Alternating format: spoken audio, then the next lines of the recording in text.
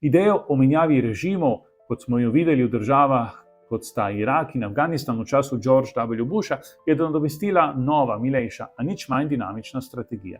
Vplivanje na politiko zavezniških držav z namenom spodbujanja suverenističnih, protimigracijskih, verskih, konzervativnih ter včasih odkrito nacionalističnih ali celo rasističnih desničarskih gibanj.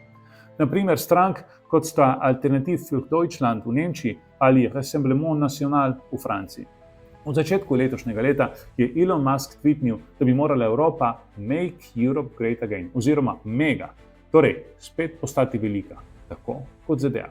Čeprav Musk ni napovedal organiziranega političnega gibanja, nekateri komentatorji in desničarji so razumeli politično sporočilo kot spodbudo za suverenistične in nacionalistične politike po celini. To je sprožilo spekulacije, ali bi lahko ameriška desnica želela oslabiti Evropsko unijo in izvajati strategijo del in vladaj preko bilateralnih povezav.